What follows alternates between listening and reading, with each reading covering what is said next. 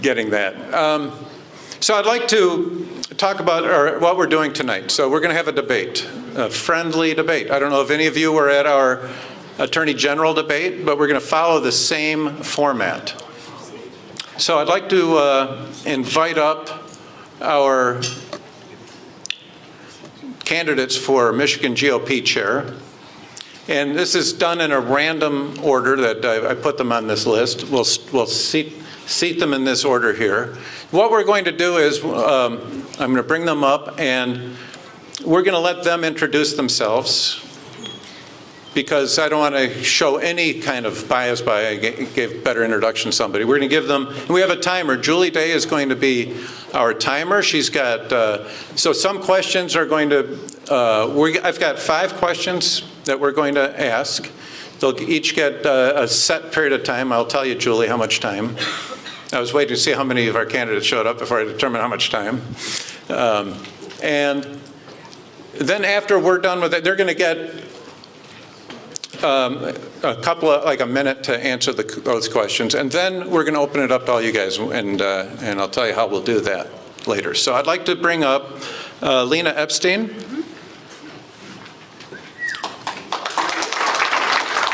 Billy Putman, are you here? Matt DePerno is here. I see Kristina's here. Kristina, there you are. Kristina Karamo is here. Glad you can make it. I don't know if JD is on his way. Is he here yet? Anyone seen JD Glaser yet? He's almost here. All right, that'll work. And Scott Greenlee is here. Yes, sir. There you go. Welcome, Scott. Thanks, Paul. Oh, sorry about that, everybody. So you guys can be seated and relax. And I'll tell you what, we'll start in this order. If you all can just take, and Julie, can you give them each 3 minutes to introduce themselves and explain why they are running. So you can pass the mic. Great. Do I need the mic? Can you guys hear me? No, I prefer, if you want. Oh, you need it? For the video, cool. I don't like mics and I don't like podiums, so that's the first 2 things to know about me. I'm Scott Greenlee. I've been around the party for literally 35 years. I got started as a college Republican in Grand Rapids, where I was the founder and the first president of the Grand Rapids Junior College Republicans. That got me involved immediately in delegate-type activities because as a college student, I didn't have any money to go to the big dinners. I didn't know any strategy. I'd never worked on any campaigns. I just knew that public policy and politics was important, and I developed a passion for it. So I immediately joined as a precinct delegate. I ran, I got elected, won my first election. It was very exciting. I thought it was a bigger deal than it was, but I was on cloud 9. And then I started working on campaigns, and I progressed through the party, and I wound up being on my local executive committee. I then wound up being co-chair and finance chair of my local county party. And then eventually in 2009 and 10, I was elected to serve as a state vice chair of coalitions, giving me a real good look at the inner workings of the Michigan Republican Party. And frankly, that was a great year to do it, because that year, that election cycle is exactly what we need to do now. In 2009 and 10, we won at the top of the ticket. We took back the State House, we increased our congressional delegation, and we won all 8 of the state education board seats that were up for election. We had a clean sweep. I was proud to be a part of that, and I now want to take the 35 years of experience I've gained in this organization, as well as, importantly, the relationships I have with people in every single part of the party, from folks who've been around a long time to the brand new folks, and get them together, working together as a team. Because we've got to remind the donors that for years they wanted new people involved, fresh blood, fresh ideas, fresh enthusiasm. And by the same token, we've got to engage them to make sure that our candidates have enough money to get across the finish line. I was telling one of the gentlemen up there, It doesn't matter how good a candidate we have. If they live in Oakland County and we want to market them around the state, and I can't get them on TV for a reasonable amount of time in Grand Rapids or Kalamazoo or Midland or Traverse City, then people aren't going to know who they are and they're not going to vote for them. So I'm going to do my best to unify the party. I want to go to those donors as well as new donors and raise $30 million. It's a presidential cycle. We've got to do that. And then the ultimate report card will come in November of 2024, because we're going to stay the heck out of the primaries. We're going to just build the party during that time so that day one after the primaries, we're ready to hit the ground running and lead to real victory and real unity for a winning November of 2024. Thank you. God bless. I look forward to the questions. Hello, everyone. My name is Chris. Oh, I'm loud. All right. Big lungs. So my name is Kristina Karamo, and I'm so honored to be here before you as a candidate for chair of the Michigan Republican Party. There's one thing that motivates my decision to run for chair of Migop is ensuring that our kids are free, because that's what we're here for. The Republican Party is not a social club, and unfortunately, in many regards, we have turned into one. And this is why we've been very inefficient when it comes to defeating Democrats. And they are increasingly growing in power in our country, and we have to stop them. I've been involved in the Republican Party for almost 20 years. I got involved in college. The issue that got me into politics was abortion. When you don't have the right to life, you don't have anything. That's one of the most fundamental freedoms we have as people, is our right to simply live. From there, I'm a Republican precinct delegate. I was on executive committee for the Oakland County Republican Party and the 14th Congressional District. And what's interesting about the 14th, as we know, we lost it. And it's because our state is falling apart that we're losing people. And this has got to stop. Many of my generation have left the state, and many of my generation are actually choosing not to have children because the condition has become so untenable. So this is the reality we're dealing with. And so my decision to run as chair is to save our state. I'm also, as I mentioned, on state committee, precinct delegate. I was a spokeswoman for the Oakland County Republican Party, and as you all know, I was most recently the Republican nominee for Secretary of State.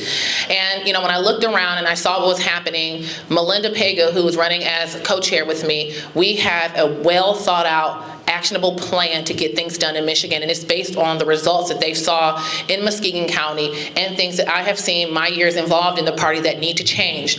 And I am a fixer. I do not believe in sitting on the sidelines and complaining. I'm tired of complaining about our party lacking credibility. I'm tired of complaining of our failure to grow our party. We all know our party is literally dying off, and we are doing nothing about it.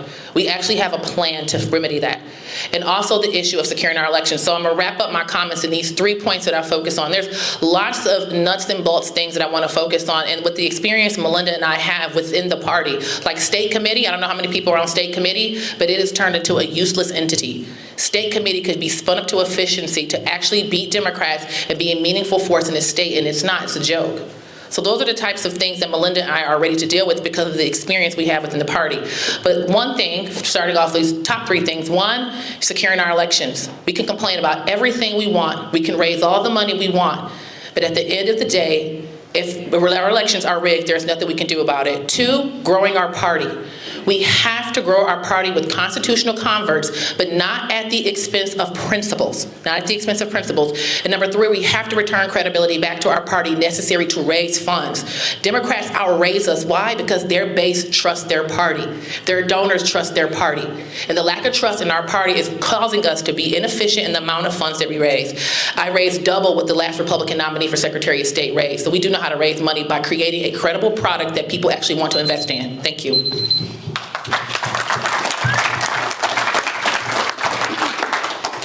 Hello, everybody. The reason I decided to run for GOP chair was because what happened to us as candidates, in my view, should never happen to another candidate in any election cycle. We were completely abandoned by the MIGOP. They put no money towards our candidates. They created no absentee ballot chase program and did nothing to get out the vote for us. That has to change. Number 1, we need to re-engage the youth. We need to make the party fun for them again. We need to get onto college campuses and start talking about issues that our youth cares about. How many people here are under 30 years old? Yeah. See, that's the problem we have in the party. Not many. Number 2, we need to create a robust legal department within the MIGOP. We need to bring legal actions against the Democrats. When our state reps and our state senators refuse to do it, the GOP needs to step up and do that.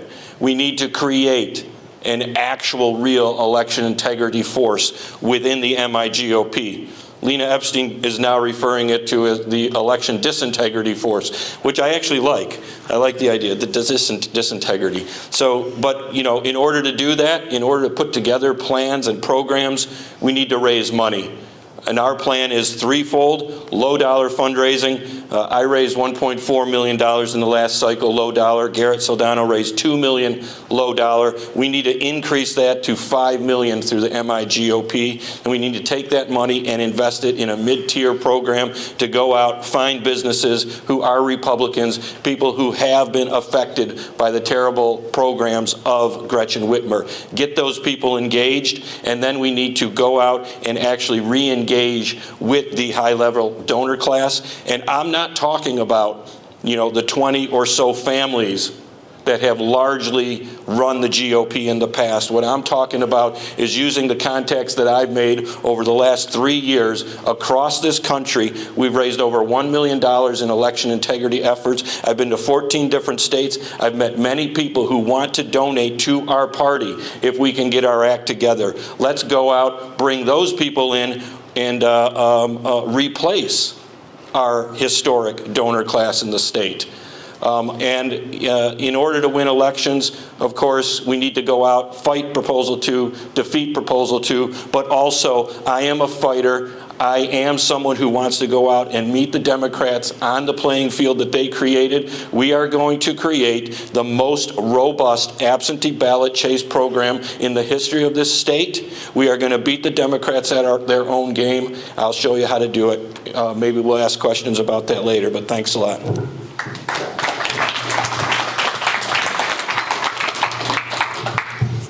Hey everybody, Billy Putman, all the way from Tuscola. No rain, sleet, or snow. Is that a post office is going to not make us show or something like that? Hey, number one, and this is the first and foremost thing that separates us from the rest of the pack. If we don't bring Christ back to the MIGOP, our morals are gone. We've seen it over the last 40 years, and we are no longer a blessable party. We've stepped away from our moral issues, and now the liberals are jamming the moral issues down our throat. You're going to hear about the three things Sandy and I have to offer. But I come from Tuscola County, and what is the big difference between me and everybody else, or most of everybody else? I don't come to you with a plan. I come to you with solutions that we've already tested, tried, and true. We've already done it in Tuscola County for politics, we've done it for business, and we've done it for leadership. And that's what I'm tripping. That's what Sandy and I bring to the party. A true solution to every one of our issues. And we know all the issues. It's not just election integrity. It's not just fundraising. It's not just leadership. It's not just faith-based. We have no party. Zero. $100 million over the last 10 years has been spent on MIGOP. What do we have to show for it? Nothing. The only thing we got out of November 8th was the delegates are fed up and are ready to take our state back. We saw it in April, we saw it in August, and we're going to see it here in February. And you can also see how the establishment, I don't know who those people might be, are trying to take our vote from us by making us pay $50. They're trying to take our vote from us because we can't make motions on the floor. Why?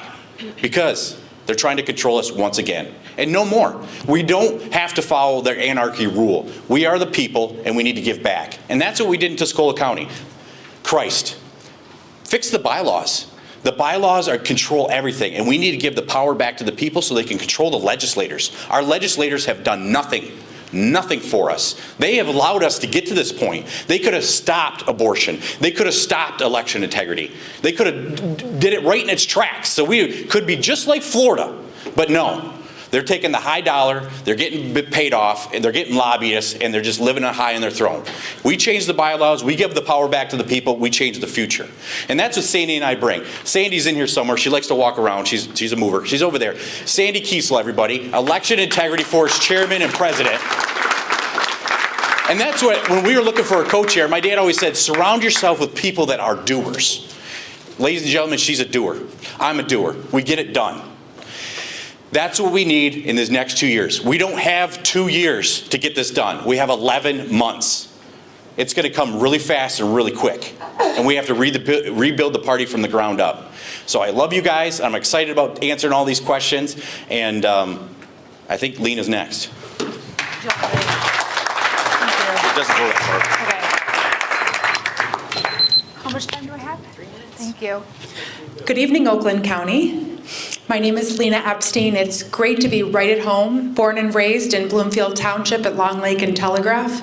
Had the great honor of being our party's nominee twice. I can speak on good authority about what works and what doesn't. But I come before you tonight as a mom of a beautiful 5-year-old who just went to sleep. We said our prayers. And on our watch, on November 8th, we got annihilated. I didn't get annihilated. I ran for U of M Regent. We lost by less than 1 point. We fought hard. Every patriot in this room. And when we sit on the dais and we talk about election disintegrity and how bad things are, we can all agree on that. I stand before you tonight as a business leader, a single mom who's ready to fight for her cub. Last November was the worst case scenario. Right now, Emma can go to any school and she can choose, if the seed gets planted, a sex change operation. It's bad. Right now, Whitmer is making abortion Michigan's new economy. So I appeal before you tonight, even those of you that might have endorsed other people, I would like to earn your vote by virtue of my qualifications. The company that I operate is called Vesco Oil. I come from good stock. I'm not the only person that has a business background, but I have extraordinary record. Created over 150 jobs, took our company from 1 state to 6, 1 brand to 5. We're now the 6th largest owned business of women in the state of Michigan, started by my dad's dad. And if my father were alive today, tomorrow would have been his 78th birthday. And I'm living the American dream, and I'm fighting for Emma's American dream. And let's go fight. I have a unity path, a path for all of this fine talent to come together. I have proven results, $30 million raised for conservatives over the last 5 years. I can tell you on good authority by virtue of my ability to fundraise that Michigan is a conservative state. It is time for Lena Epstine, your emergency manager. The Michigan Republican Party is currently in shambles. Our website is lenaforchair.com, Lena with the number 4. I've been a precinct delegate since 2012. We all have things to offer. Right now, if you care a lot about your state, pick a business leader who's going to whip this thing into order. Thank you.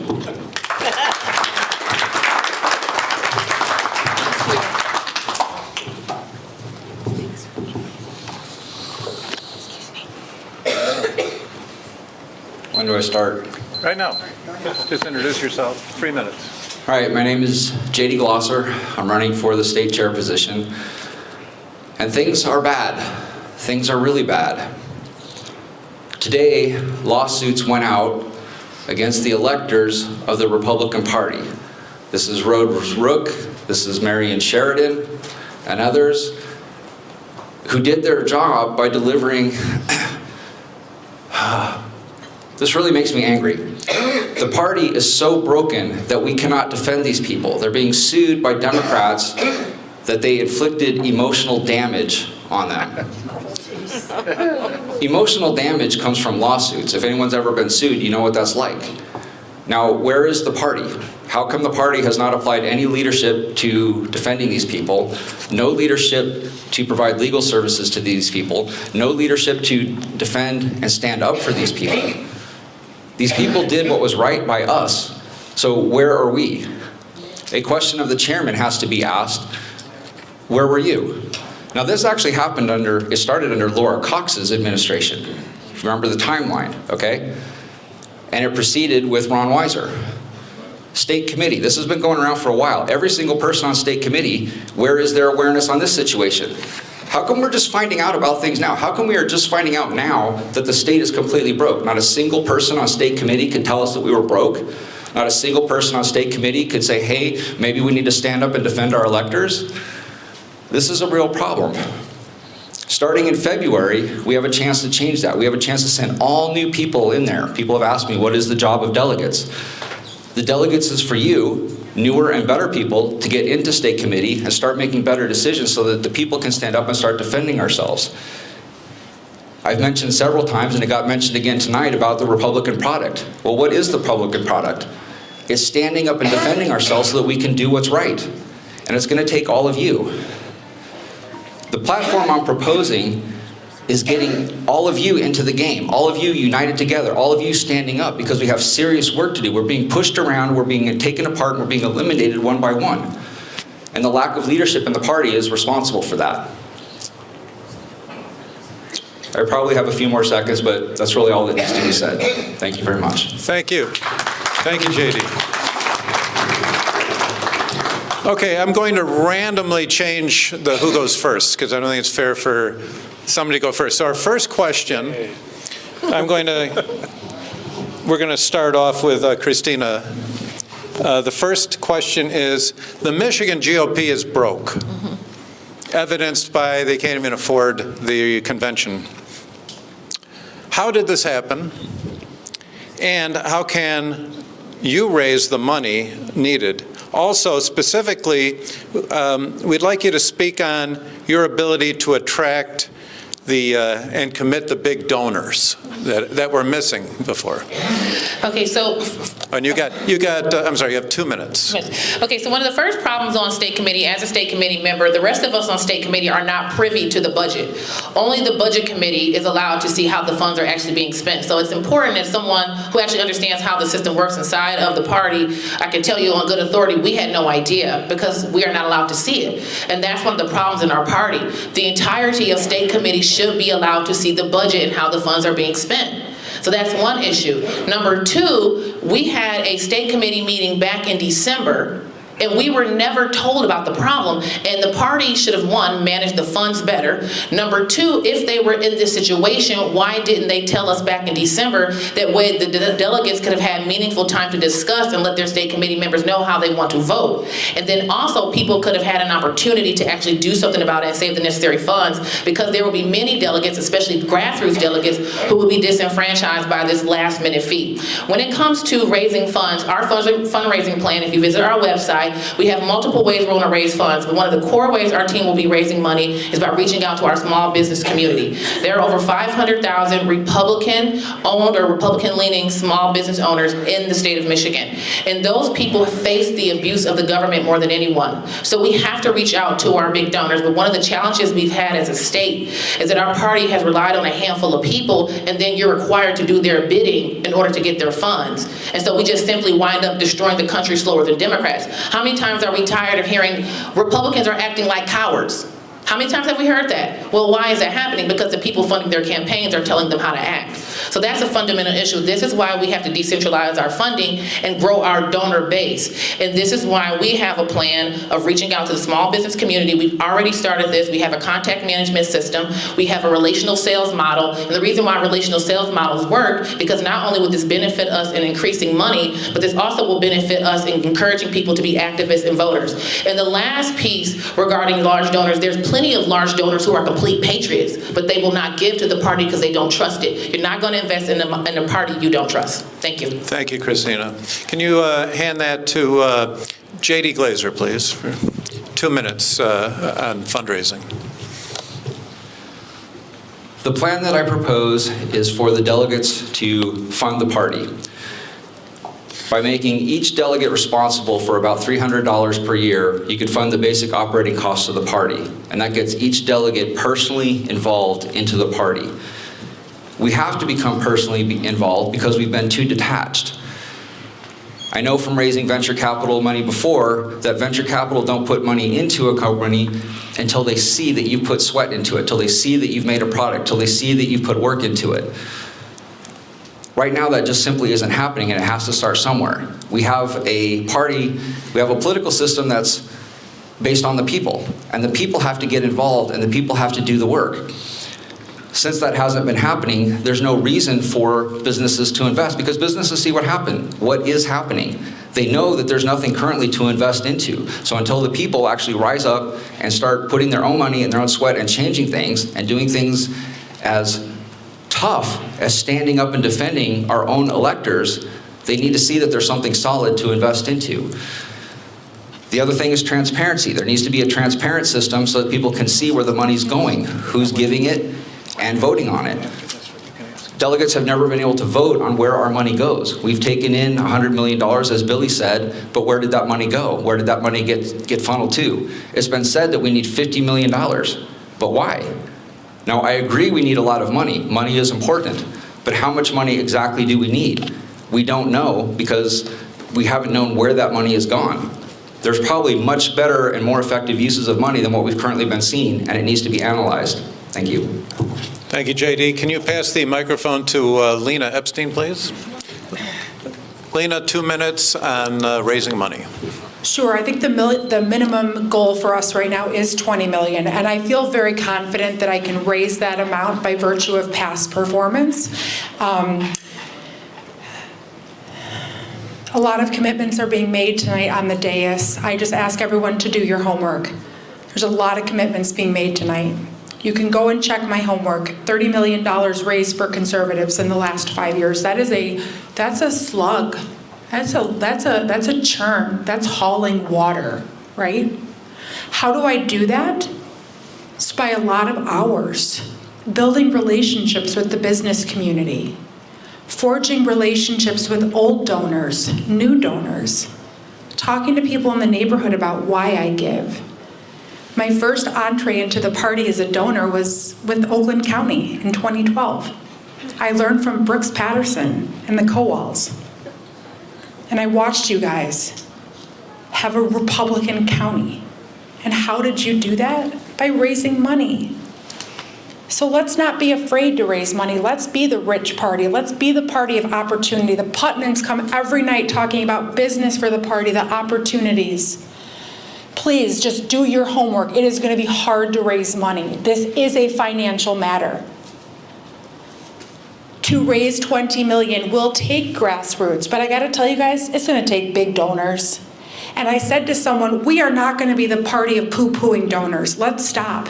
Some people want to help our party but can't volunteer their time. So I want to say, we receive contributions from everybody in America, everybody that will support our conservative cause. And as your top fundraiser in this race, your top #1 in this race for money is me. That money is going to come from all 50 states because we're going to be #5 in the primary. Everyone's going to be watching us. Lena Epstine for chair, $20 million commitment. Thank you. Thank you, Lena. Can you pass that to Billy, please? Billy, 2 minutes on how we got in this mess and how we can get out of this financial mess. So. How we got in this mess? They got us in this mess. It's been a legalistic, idealist, authoritarian rule for the last 10 years. Ron Weisner puts in his money, he decides what he does with it. That's what it is. The vendors have ripped off our candidates. The vendors have laundered money. They've used our money to write off their taxes. All this stuff is going to come to light when we become the chair. That was one of the things that we sat down day and night at the desk and we said, why are we so inefficient? Then we looked at Michigan. Let's make some money. You want to unite? Let's make money not an option, because that's all we talk about on these campaign trails is money, money, money. So let's make some money. It's a $500 million industry in Michigan. Stuff that we could be doing for our candidates, making signs, posters, memorabilia, merchandise, social media. We should have,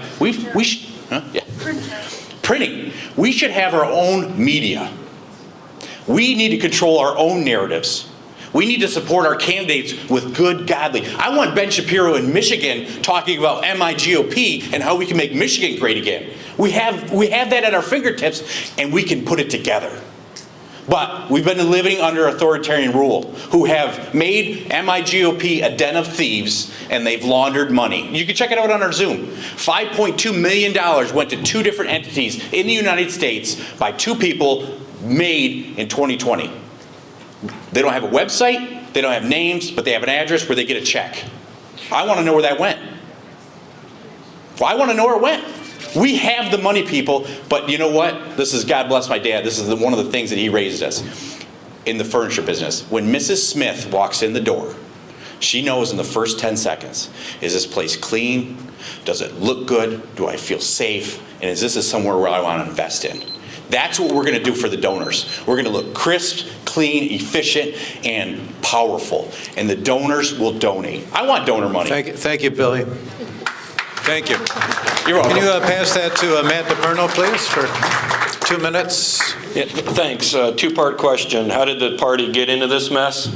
Well, for the last 10 years, it's just been a struggle as to which consultant actually runs the party. That's a problem.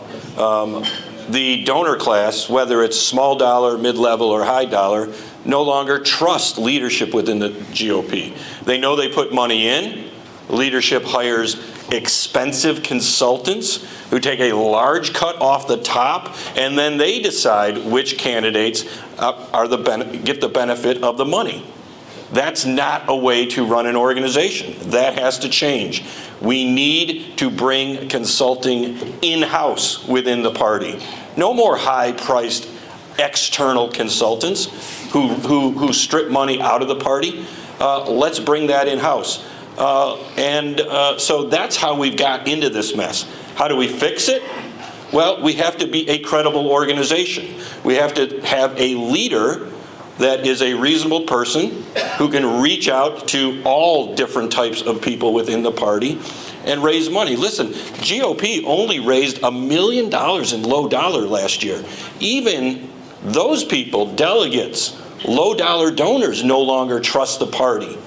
Like I said, Garrett raised $2 million in low dollar. I did $1.4 million in low dollar this last election cycle. I've raised over $1 million across the country in election integrity efforts, and we went out this last cycle, engaged with people in 14 different states who want to bring money into this state because they know Michigan's a swing state. If we can get our act together, bring people together, look like we're an actual, credible organization, they will donate. We brought in $4.4 million from outside organizations to help our candidates and campaigns. So we can do it if we come together. Thanks. Thanks, Matt. Scott Greenlee. Well, I can't agree with Matt more that we need to bring consultants in-house. And as a political consultant, as somebody who's been part of over 100 winning campaigns in every level, ranging from library board and school board elections, all the way to roles with presidential campaigns, I'm the guy who fits that bill. I understand the business, I know how it works, I know how to leverage relationships, and importantly, on the fundraising end of things, because that's a piece of the whole consulting thing as well, I've raised millions and millions and millions of dollars. I've raised money for candidates, I've raised money for local county parties, I've raised money for the state party, I've raised money for PACs and C4s and understand how those work appropriately to make sure that we leverage every possible resource we have. I've raised money for ballot proposals. This is something that is second nature to me, and it's really any other sales type position, and I've been in sales and an entrepreneur all of my life. I've done this in politics, as I just covered, but I've also raised millions of dollars for nonprofit organizations here in Michigan, and I've raised a lot of money for venture capital, for startups, and for small businesses that I've worked with. I know that you have to build trust with the donors, and I have relationships with many of the long-term donors that have walked away from this party. They're all going to get a call right away. I'm going to meet with them. I'm going to explain to them in a very transparent fashion how their money will be used so that we can rebuild that trust, and we're going to provide them with a winning strategic game plan that I am going to prepare so that I earn their confidence, because with confidence comes investment in our organization so that we can put those two things together and win in 2024. Thank you. Thank you. Next question, and we'll give you 1 minute for this one. The GOP throughout Michigan is highly divided. How can Michigan's GOP be unified? And I'd like to start with with Matt for the first one. Well, the GOP is divided. It is divided in many ways because we spend a lot of time calling each other names. And we saw this firsthand. I had a front row seat to this over the last year. Our party is way too tribalistic. Look at the grassroots out there. We discovered in our campaign that there's about 13 different groups within the grassroots that are always at war with each other. It's very difficult. It's like herding cats sometimes. Keep them pointed in the right direction. How do we unify? How do we get the so-called establishment to unify with the grassroots? Let's change our idea of who we're fighting. If we can agree on the idea that we are fighting Democrats and that they are the enemy, then we can unite behind that, because I've talked to a lot of people on both sides of this issue, and largely we agree on a lot.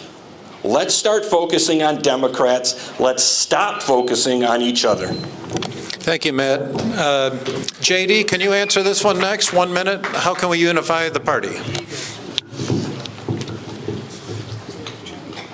I think it begins with everyone understanding our process correctly so we can participate in it effectively. I've been in many places across the state, and I've experienced many county chairs who shut their people down. And I believe this has caused a lot of the division, because when you're upset, then you go off and you form your own little group. That's not how it's supposed to be. We're supposed to get together in our counties and work things out. People need to remember our platform. We have a great platform, and if we concentrate on what our platform says and focus on fighting for what our platform gives us, we set our goals at higher levels. That brings unification across us so that we actually have a vote that matters. The lower our goals, the more divided we get. The higher our goals, the more unified we are in achieving those goals. County chairs have a big role to play in providing the process necessary for their delegates to participate in the political process we have. I think that will solve a great deal of our division problems. Thank you, GD. Can we go with Lena?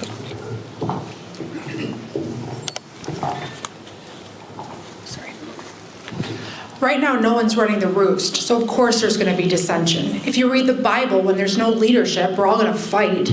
So here's what we do. We get back to the virtue of winning to unify.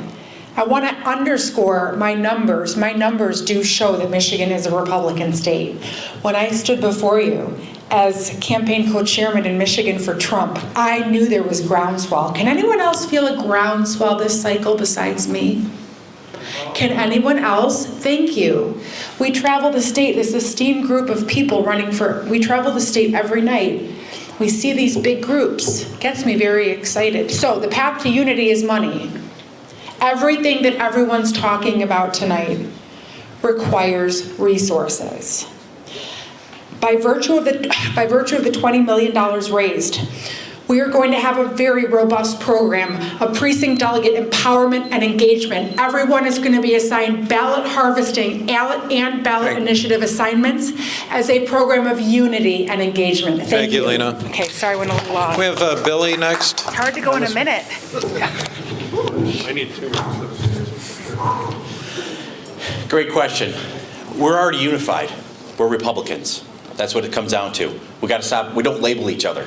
And you know what? They want a leader that leads from the front.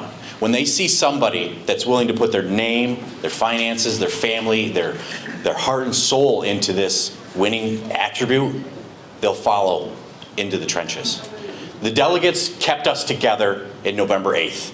So the question is what can we do for you? Or what can I do for you so we can have a strong party that's unified? Because we're unified. We just got to get it done. So, with that being said, an example of leadership. We go into our schools in Tuscola County, unmask our kids. We go into the health department and it says, this is land of the free, home of the brave, you're not going to jab us. We went into our commissioners and said, our businesses are working, and you know what? The people reverberated, that's the action of doing it. And they loved it. And they followed us to take our county back. Thank you. Scott? I've been blessed to have a lot of leadership experience, again, in business, in the nonprofit community, and in politics. And what I can tell you is in every one of those organizations, differing opinions, differing priorities, different experiences have all occurred and all cause challenges. The Wall Street Journal will tell you 81% of business errors as surveyed by Fortune 500 companies boil down to one thing, 81%. It's communication. What I will do is utilize the resources in every single part of this party that I have, and I'm the candidate with resources and with connections in every part of the party, to form an advisory committee that will meet regularly, that will have people representing all those folks. And we're going to talk about goals, we're going to talk about ideas, we're going to agree to disagree occasionally, and importantly, we're going to do it with respect, because respectful communication will do a tremendous amount to make sure everyone's heard and really get this organization working together. Thank you. Thank you, Scott. Kristina? If you want to have party unity, it starts with ethical and transparent leadership. And the problem in our party is our leadership continues to behave in a very unethical manner, and whenever we want to see what they're actually doing, they shut us down and demonize us. So that creates the conflict. So if we have a chair that treats everyone with respect, when people ask questions, they answer them honorably, and quit switching and changing the rules at the last minute like they've done with these convention rules. When they switch those convention rules at the last minute, do you think that causes unity or disunity? It causes dissension, it causes conflict. So our party platform must be the measure. That has to be the standard for conduct and decision making in the party. Because what's happening is we have our little tribes, and then who's ever in power is all about protecting their tribe, and then they behave like a political mafia when you don't submit to their tribe. So this is creating the conflict. So if we have honesty, transparency, treat everyone with respect, no preference for our political tribe and group, and make sure that we keep the rules fair. In our plan, we talk about combing all of the bylaws to make sure they're to the benefit of delegates. That type of leadership will bring unity. Thank you. Thank you. This next question has to do with messaging. And this seems to be a problem that the Republican Party of Michigan has really gotten into, is not getting the message out, the principles of good conservative government. What are your thoughts on getting the Republican message out? And I would like to start with Lena on this one. And that's 1 minute. In our race for U of M region, we raised $500,000 so we could be up on television. It's very important to get our message out to win statewide. Can you repeat the question one more time? I think it's too This has to do with messaging, and how do we get our message The out? role of the state party chairman is not to reinvent a message. Our job is to have the financial solvency of the organization, so when we get through our primaries and through our conventions, we can defeat the true enemy, which is the Democrat. The message is the platform. The message is us to carry. There is a path for those of us activists who want to edit the platform, but that is not the job of the chairman.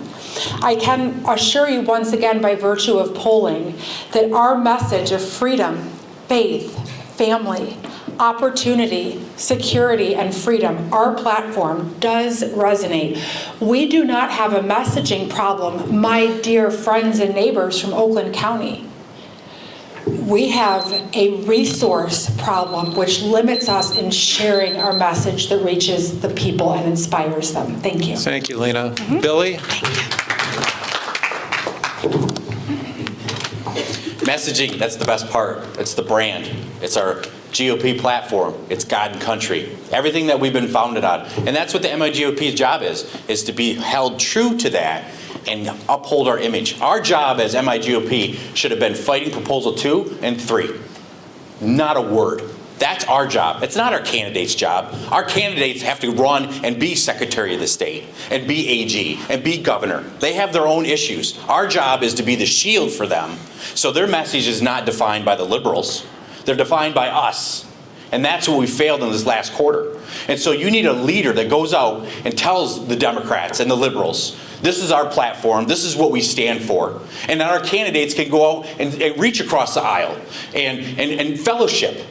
Our job is to be the foundation for everything that we hold true to ourselves. Faith, family, friends, God, and country. And when we walked away from that, that's when we started forgetting about ourselves. Thank you. Kristina next. You said go again? Oh, no. I'm sorry. I said we could go with Kristina. Oh. Good try, I like that. So, one of the things I learned in my apologetics training is understanding how to meet people where they are. If you're talking to the same two different groups of people, you're not going to use the same words when talking to two different groups of people. Because if I'm talking to a group of college students, the language and the words I use when talking to them is not going to be the same words I use at, say, an AMAC meeting. It's going to be totally different words. However, the message will be the same. The messaging, which means the language and the words we use, will be different. And this is where conservatives miss the mark. This is how liberals defeat us. They're very effective at using words and trigger language in order to get people to move from point A to point B. And they understand that by understanding the demographic that they're dealing with. And so we do have, as a party, have to have effective messaging by understanding who we're trying to reach, but not at the expense of principles. And this coincides with our goal to grow our party. We can't move to the left, but we have to understand the power of meeting people where they are. Thank you. Thank you, Kristina. We'll go with Matt. Well, a lot of it is leadership, and that failed us this last election. We need layers and layers of media interaction in the party.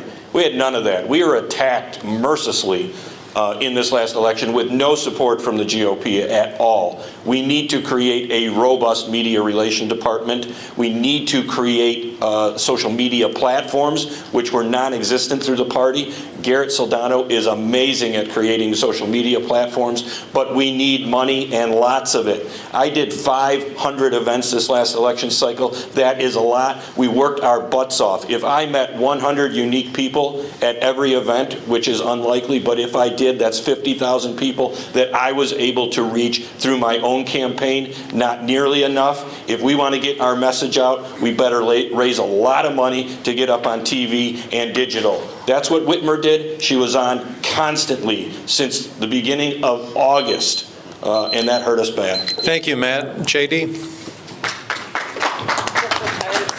I'll agree with Matt on this one, except that my co-chair, James Stewart, is also amazing at creating media that reaches the youth.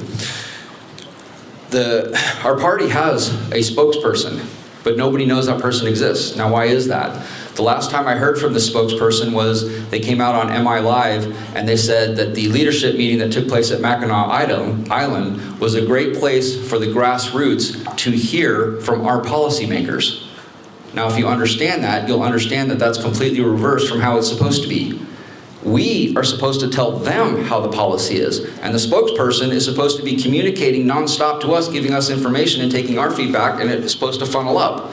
The grassroots are not the small part of our political system. It's the largest base part. It's the most important part. It's the most critical part.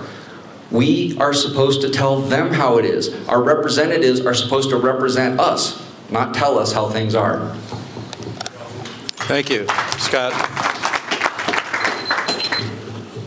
We have to campaign on our issues, our message, and our platform, period. Far too often this party talks Republican, Democrat, and we don't get to the heart of why we're Republicans, of what's in our platform, of what we stand for. And when we do that, and folks, I've campaigned in every part of this state. I've literally been in every county, all 83. Over the time that I've been active with the Republican Party.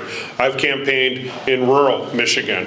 I've campaigned in inner city Michigan and everything in between. When we talk issues, when we talk the value of life, when we talk the value of keeping more of what you earn, when we talk the value of supporting the brave men and women who keep us safe, folks, that resonates with people. We don't need to label it. We need a very good, very concrete messaging about what we truly stand for as a Republican Party. When we do that, people of all ages and all backgrounds agree with the majority of it, and they wind up working with our candidates. It's about the issues. Thank you, Scott. Okay, this is going to be our last question that I have here, and then we're going to invite anybody who has questions to come down here and ask them after this next question. Just out of curiosity, how many people have a question they want to ask here? Okay, good. I just want to have a sense of timing. All right, the last question, and I'd like to start with JD on this one. The last question is, now that Proposal 2 is law and everything has changed, what can the Republican Party do now to win? How can we now work under those new rules? Rather than complaining about them, we might as well learn to do it. Do you have any ideas how we can win under these new rules from Proposal 2? And you've got 2 minutes for that. I don't need 2 minutes. The honest answer is I haven't fully studied it, so I can't give you an answer, and I can't sit here and pretend like I need to tell you the solution. But the solution doesn't lie in one person. It lies in the people. The people have to use this political system to get together and fight what we've allowed to have happen to us. Now the hill is very steep. The battle's going to be difficult.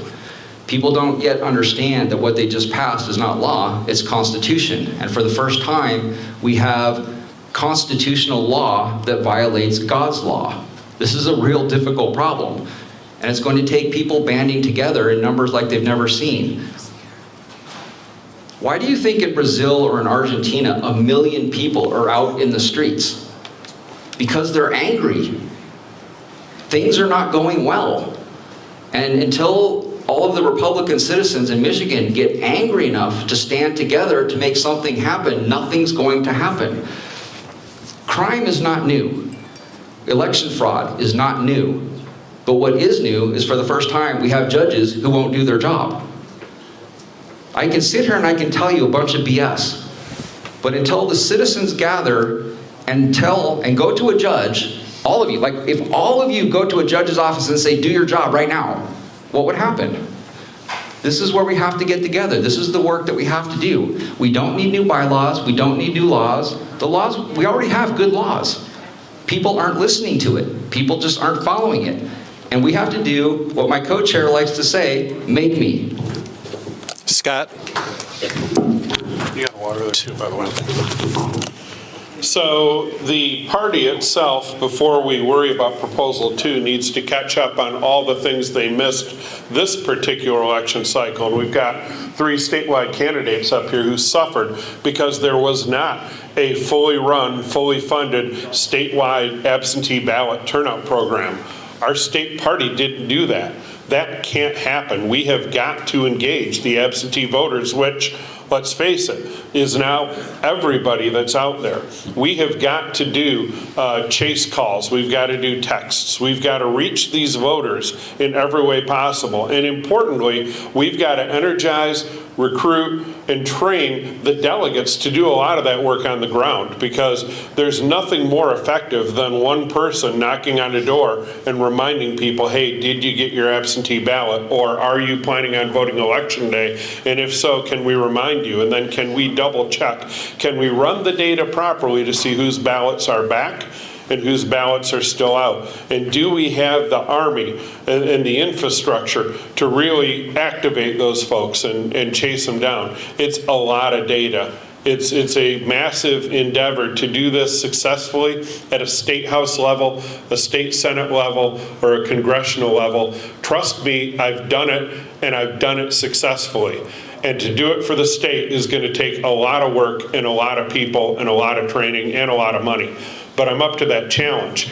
Additionally, we need to take a look at a lot of the things the Democrats have done for the last several years, like collecting all the ballots and getting them dropped off, that are now unfortunately legal in this state, and that's the Prop 2 piece. So we've got to foundationally catch up to where we should have been during the last election cycle, and then we've got to take a look at all these new things that were taboo in the past and utilize them, understand them, and leverage every possible method and resource to reach every potential voter on our side of the aisle in 2024 to lead to victory in November. Thank you.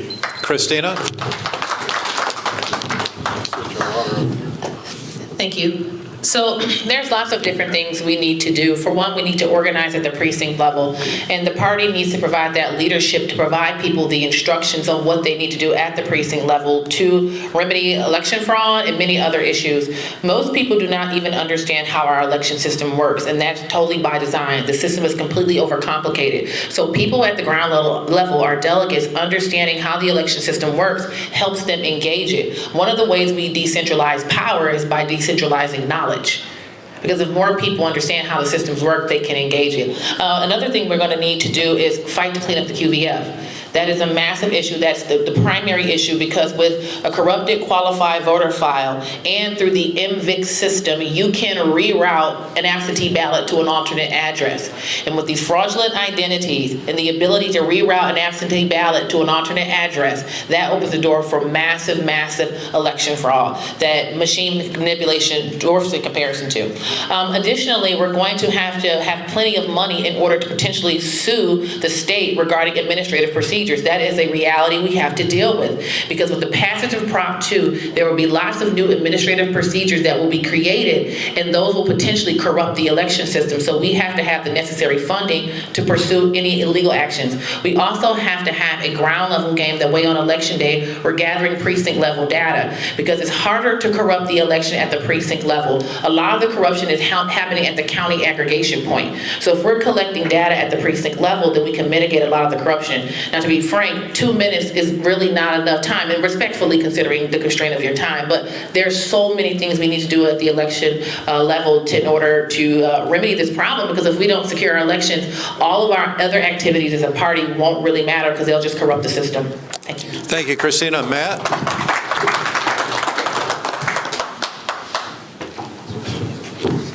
Well, about a year and a half ago, I went to our state legislature and our party with a plan as to how we could actually go about fighting the Democrats.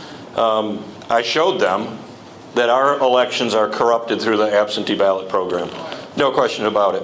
I'm the only attorney out there in the country that actually legally got a forensic image of the Dominion voting system, and our team's the only team that actually cracked the source code for Dominion voting system. But all of our elected people and our state GOP looked at me and said, nah, don't worry about it. We got this covered, right? We're going to go out. We got it. Don't worry. We're going to get voters to turn out on election day. My theory was stop chasing voters, people. Let's go chase ballots. So here's my plan. We need to activate, motivate, and inspire our delegates to go out into their precincts, gather data on who are Democrats, Independents, and Republicans, increase or update our actual qualified voter roll within the GOP, find out where our voters are. Then let's get every one of them an absentee ballot application, and I'm going to do what the Democrats do because I have actually studied their system. We're going to go knock on their doors. We're going to say, hey, did you receive your absentee ballot application? Have you returned it? If not, can I come in and sit at your table with you while you complete it legally? And here's a stamp. Can you put it in your mailbox out front? Or you can put it in a drop box at your local church, because that's where we're going to put drop boxes now. We're going to go out and beat the Democrats at their own game. Make no mistake about it, the Democrats are winning elections because they have ballots in the bank before the election started. They know they've won the elections before the polls open. We will not defeat them unless we get in the game, want to get in the mud with them and fight them. And I am the guy, the only guy who wants to actually do that. I love this stuff. I want to get in the mud with Dana Nessel.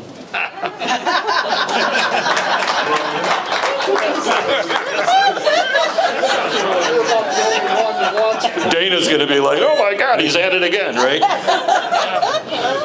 That's my plan. That's how we're going to defeat Democrats. Thank you, Matt. Billy?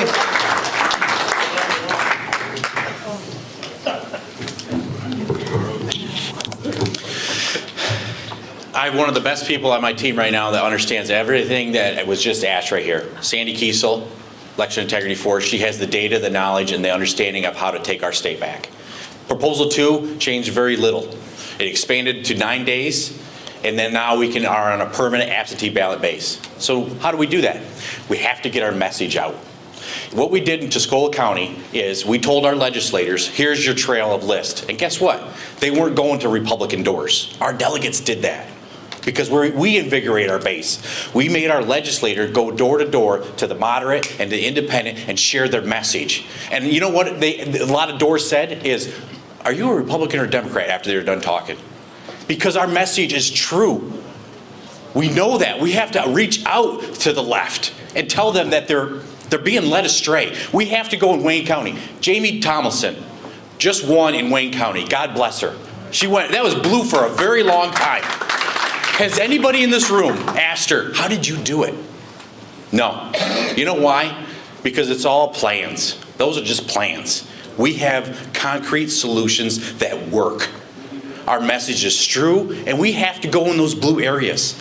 We're too comfortable in our red zones. Our red zones will take care of it. That's what the delegates are for. Our legislators have to go in the blue zones and sit down on a chair and say, how can I help you? What are you looking for? And you know what they're going to say? The exact same stuff that we stand for. But we don't go in there because we're uncomfortable or we don't know how to speak their language. No, no more. It's education. It's passion. That's how we're going to change the hearts and minds. And then with Proposal 2, we're going to run better ballot proposals. So you know what? We need to keep the Democrats on their toes. They out-ballot proposals all the time. Sandy and I have 6 ready in the tube right now.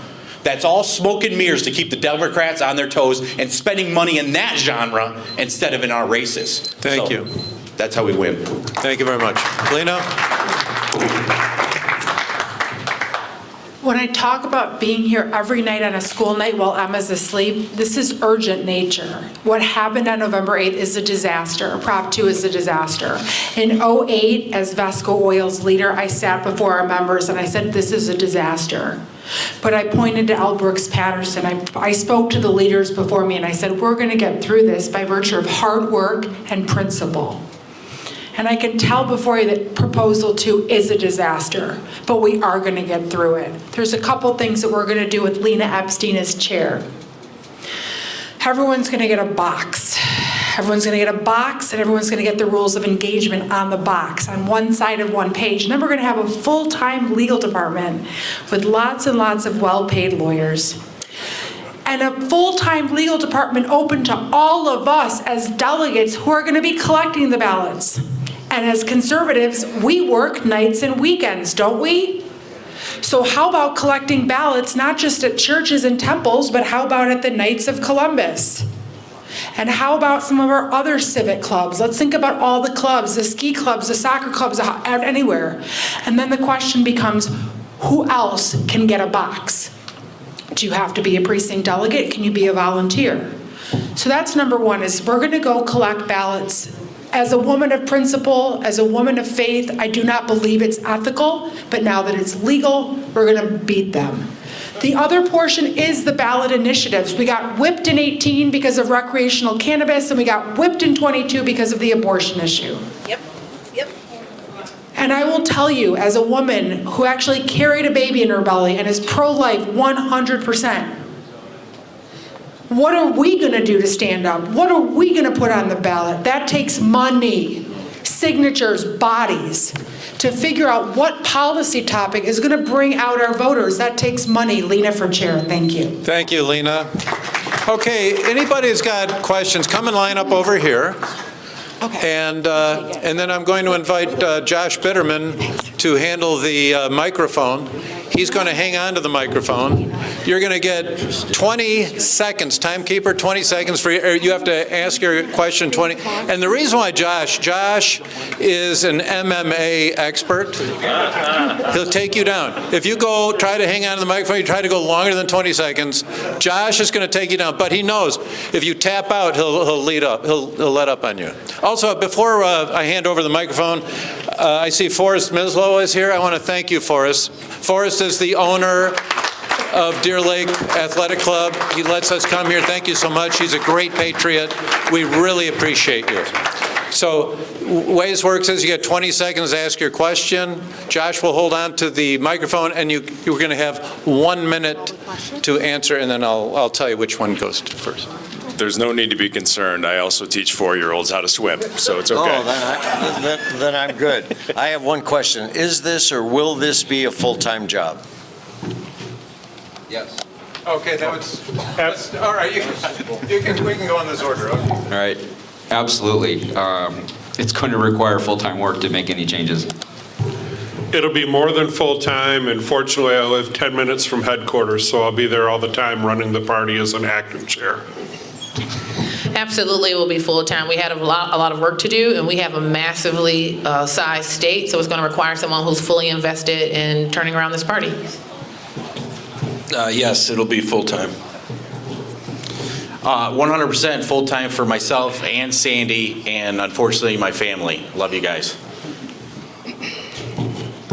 I I don't think Donald Trump would stand up here and say, I just have too much work, I gotta let it go. I run a company, I have a kid, I'm ready to take on the workload. I'm gonna say yes to all of it. I have the bandwidth and the work ethic, the dedication, and the ability to work the hours. I just have it, so thank you. So that's a yes. That is I would do this job full-time, continue to run my company, and raise my daughter in faith. Thank you. In 2022, the state and national party staff used intimidation and threats to force candidates and campaigns to use certain vendors for fundraising and data. Would you commit to allowing a free and fair market, as the Republican Party platform supports, so that campaigns can choose the vendors that they would like to use? Yes, may I answer that question? Yeah. And I like that Mr. DePerno was talking about that tonight. The party is controlled by a small number of consultants. One thing I can guarantee you about Lena Epstine for chair is I am respectfully friends with, I think, every consultant in the state. There's a lot of great talent. I will never be beholden to one particular consultant or one particular donor. I do think that it's time for us to take our power back. The $50 tax is actually a $150 tax for a couple. For my daughter and me, for us to sign up late is $150, totally unacceptable for convention. You guys, this is a dire, urgent emergency. State party is in a hot mess. I've asked everybody to get together quickly. It's gonna get really ugly if we wait. Thank you. Billy? Yeah. No, we're gonna have a complete vetting program, and we're gonna do it in-house too, because with all due respect, they've been laundering money far too long, day after day after day. You could just go through everybody's campaign finance and find the exact same vendors time and time again, and guess what? Go look at their track record. They're a bunch of losers. I want winners. I want people that have the heart and the soul and the passion to make Michigan great again. And that's what we're looking for. And so, no, we need to have qualified vendors that are not carpetbaggers coming to profiteer on us. So.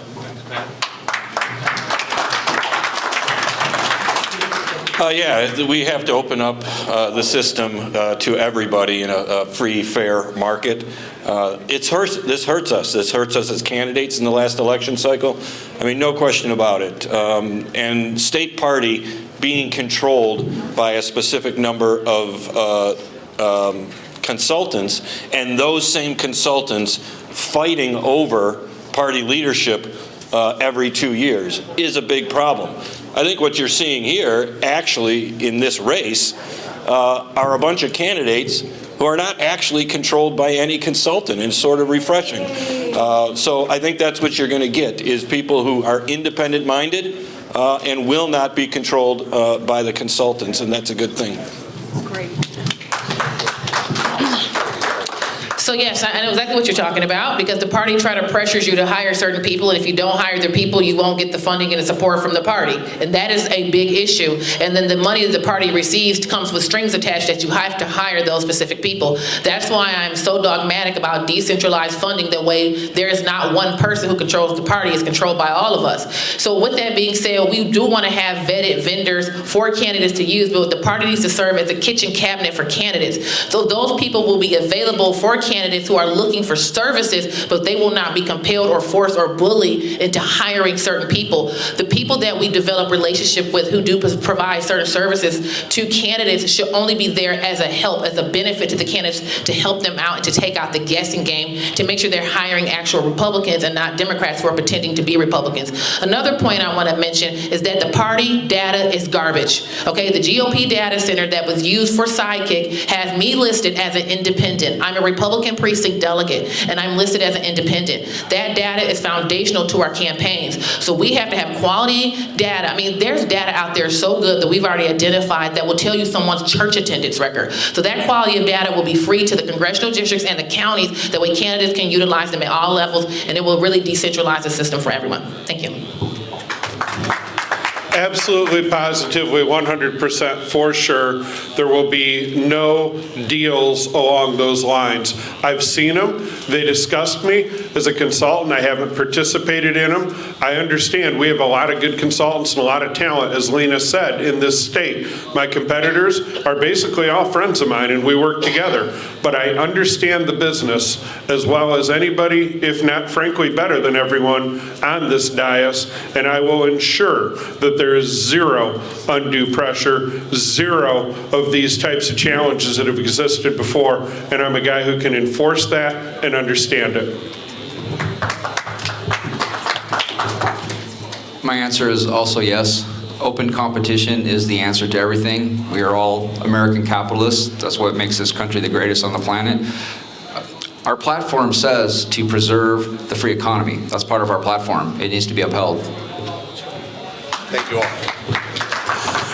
Folks, really quick, we've had some wonderful in-depth answers from our candidates, and if you're like me, you absolutely hate the soundbite nature of our media and our culture today. However, we do want to make sure we hear from as many people in the audience as we can. So for these next questions, we're going to limit answers to 30 seconds, okay? All right, thank you. Can you please discuss your business experience running multi-million-dollar matrix organizations and how you'll apply these concepts specifically to your MGOP leadership role if you're elected in February? Is that directed at one person? Anybody? For everybody. I don't know what the word matrix means, but I can tell you that I've built a software company from scratch. I've raised venture capital on that, which is difficult to do because they have to believe in your ability to build something from nothing. Then you have to attract employees who have to believe in your ability to continue to pay them. You have to get the best employees. You have to cause the best employees to believe in you, and you have to keep them motivated until the end so that you actually end up with a product that you can sell that the investors make money on. And I've done those things. And looking at the shape that we're in, that's what it's going to take. I've had the opportunity in politics to run large campaigns, overseeing a large number of staff, coming up with strategic goals that have led to victory for over 100 candidates, which I'm very proud of. In the nonprofit world, I've been president of statewide organizations like the JCs, where there's full-time staff, a much larger full-time volunteer organization, millions of dollars that need to be accounted for, raised, and budgeted. In business, I'm a CEO. I'm an entrepreneur. I had a 10-year career with AT&T before that, where I had personal responsibility for selling about $25 million on an annual basis of product to large medical organizations throughout the state. So my professional background is in education, but what we were able to accomplish by raising almost double of the last Republican nominee for Secretary of State raise is showing how we understand how to build a good product. And also one of the things that competent leaders do is understand that, hey, I don't have a ton of business experience, so I surround myself with people who do to build our finance team. We have someone on our finance team who worked at a Fortune 100 company, and we also have someone who served in the financial industry who helped us build our financial plan. So when you surround yourselves with competent people, they not cover up, but they fill for the lack of maybe experience you may have had in the financial sector, and then that experience will then produce a product that will benefit the state. Thank you.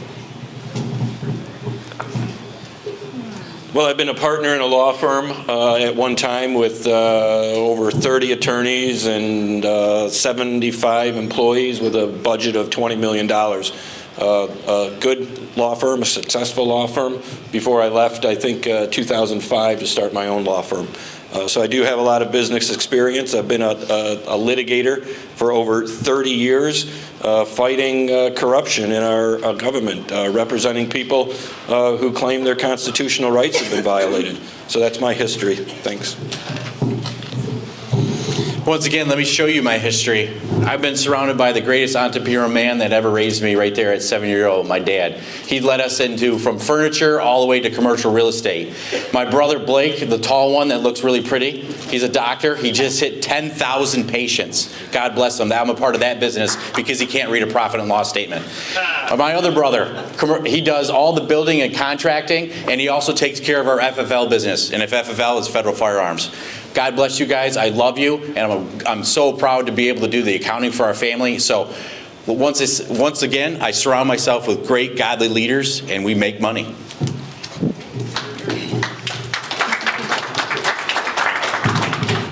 I took Vesco Oil from 100 million in sales in 2003 when I graduated from college. 2003, today we're over 250 million in annual sales. I've created over 150 jobs, probably well over that. That's a conservative number. I've created so many jobs in Oakland County. We want to talk about fixing it. Let's talk about being business owners in this county. Oh, thanks. Anyway, I create jobs. That's what I do for a living. Thank you. My question has more to do with messaging. And I know you're going to say that messaging, you need the money. Well, you can't get the money without the proper messaging. I watched conservative TV all year, and all I saw in every single commercial was a complete attack on Tudor Dixon the entire time. Now, I tried to contact someone in the party to say, what are you going to do about it? I had no way of contacting anybody. If you go to the site, it sends you to someplace else. There is nothing. Matt probably knows that I asked the question more than once. What can you do to actually communicate with the people, and when we're trying to tell you something, that you can prevent it? 30 seconds.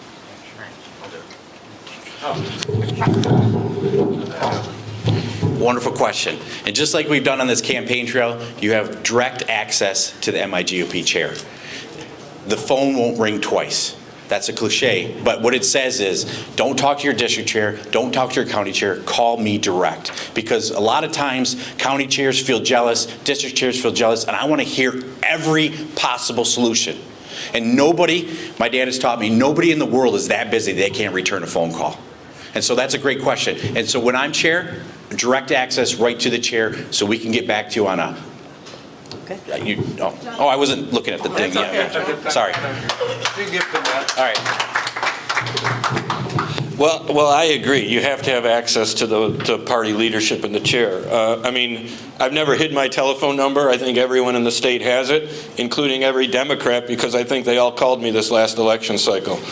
So I have no problem talking to people, returning phone calls, and putting my number out there. We have to have it. Our leadership hides, and I get it. You can't get a hold of anyone. I've tried too. Listen, I've tried many times calling those people and saying, what are you going to do to defend us? And they never stepped up. So a couple of things we need to make sure that we have. One is we need to have an actual team related to volunteer and delegate-related services, because we live in a state, we have 2.5 million Republicans across the state. So there's no way the chair can talk to 2.5 million people. So you have to have a team of people that are dealing with the various issues. And also we need to make sure that we have newsletters. One of the things we're going to have is a weekly communication to our delegates and to our volunteers. We have to be able to communicate with people regularly as what we are doing as a party, and then we need to have a team of people prepared that way we can react quickly to whatever concern that you may have. Thank you. So there's a couple things with me. First, I travel a ton. I mean, I've been to your Oakland County Lincoln Days, I've been to your NORC meetings here, I've been all over the place because that's what I do. I go out and I talk to people, I engage, I make sure I'm available. Second thing is, on my literature, you'll see my cell phone number. I promise it won't change when I'm elected. You also see my personal email address. I promise that also won't change when I'm elected. In terms of technology and the website, it's awful. I will override it, no question about it. We'll reformat it, and we'll start working on that literally day one. I started this out talking about the need for us to defend each other, and you brought that up. It starts from the top. The chair has to issue a message to rally the people, that has to flow down to the districts, and it has to flow out to the county chairs. And the county chairs have to give that message to the delegates, and the delegates have to be responsive to pulling together to defend each other. It's not complicated, it just has to be done, but it does start with leadership.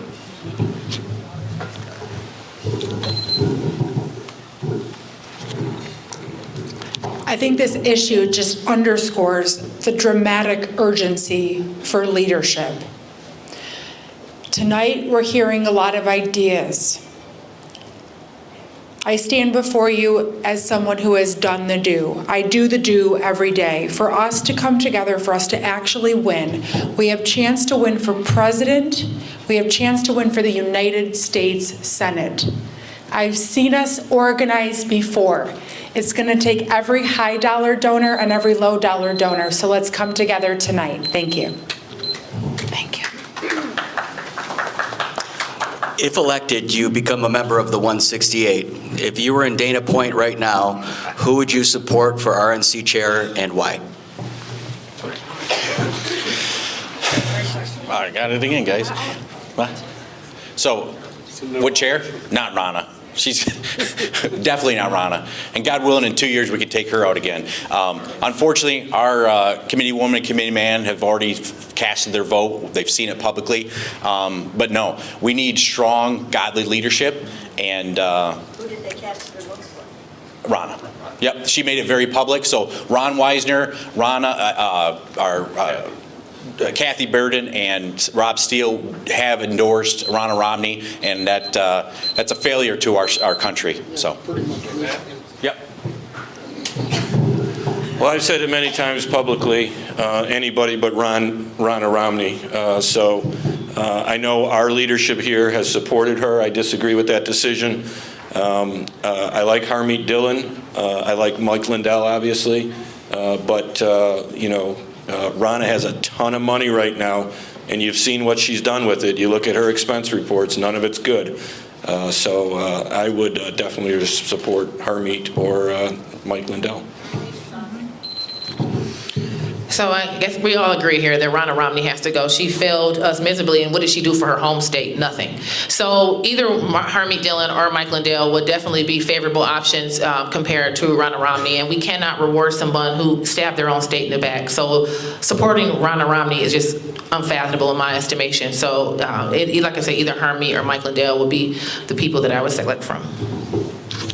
Yeah, I agree. Results matter, and I haven't studied the candidates because I don't have a vote, but I assure you that when I vote on things like that, one, results matter. Two, results here at home matter because as chair of the Michigan Republican Party, I will be responsible for our success and not taking a look at the whole national picture. So we're going to monitor these things very closely, and I'm surprised, frankly, that we've had our leadership here take the stance that they have, but you can bet that I'll take a look at results, and I expect to be judged on results as well. I agree with what everyone else has said. The real question is, why are we asking this question now? We're always dealing with these questions too late in the game. We should have been considering this a long time ago, and that is a reflection of poor leadership. As Republicans, we have to stop finding out about stuff after it's been said.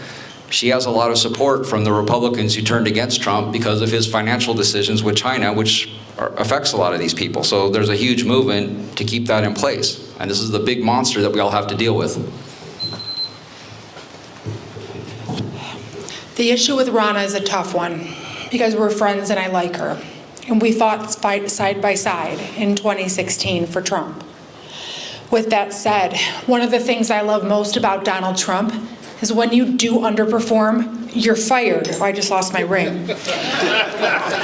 When you do underperform, you're fired. So I would say respectfully to a woman that I love, who brought in 6 figures for my race for U.S. Congress, thank you, but it's time, you're fired, thank you. Oh, I would support the other 2 candidates. Well, thank you guys all for coming. One thing that, I don't know if I speak for everybody, but it's pretty excited. Any one of you 6 would be fantastic, so I'm excited about that part. So my question is, in the end, only one of you is going to be chair. Are the other 5, or just simple yes or no, are you going to stay around and help support? Because everybody on the slate up here has good strengths, and I think we need all of them. So the question is, yes or no, are you going to stay and support? We all said yes. Okay. Great question. Way to stand in line. So with that said, we need all your money, too, that you promised to raise. Yeah. I ask you to remember the Constitutional Peace Officers Association and support our Constitution and push all of our delegates, citizens to reach out and donate to the Peace Officers Association. My question is, the Dems are going to move up the primary. Are you going to participate moving up the primary, and will you allow our delegates, citizens, to vote for a presidential nominee, or are you going to leave it to establishment or the 500 Club or the elites? Are you going to leave it to the delegates and the citizens to nominate the president? Oh, I'm sorry. Go ahead. 5 questions in there, so I'm just going to take the last one. Take the last one. State party chairman's job is not to cherry pick or pick who runs in primaries or convention. That includes president. I had the chance to ask Donald Trump for his endorsement in this race, and I chose not to ask. So I could sit before each and every one of you and promise you, as incoming chairman, I will facilitate every presidential primary candidate going forward. And I love Donald Trump, and I was endorsed by him in 2018, and he has all of my love. But it will be my job to usher in every fine conservative who's going to fight for your vote. The power is us in the people. Lena for chair. Thank you. So to answer the question, yes, we need to move up the primary because that's going to help us with Proposal 2. It's going to give our candidates who we choose as a people, not individuals, not a club, not one single person, as a state, our people. We have to move it up to give them better chance to get in the absentee ballot vote race. We didn't do that August 2nd of this year, and it only gave us 4 weeks to make money and get us our message out. That's what hurt us at the polls too. So yes, moving the primary up, but it needs to stay the voice of the people, 100%. Amen. So. Yeah, I agree with Billy on this. We have to move our primary up. We're getting killed out there in the primary season. It's just not enough time for us. And even in the AG and the Secretary of State race, we moved our endorsement convention up to April, which I thought was a good idea. However, we just never done that before in this state, and no one really caught on to what the system was and how we were trying to compete against the Democrats in that system. And a lot of people stayed out of our races even until after the governor primary. We need to educate people across the state how our system works. We need to move up the primary. We got to get in the fight much earlier.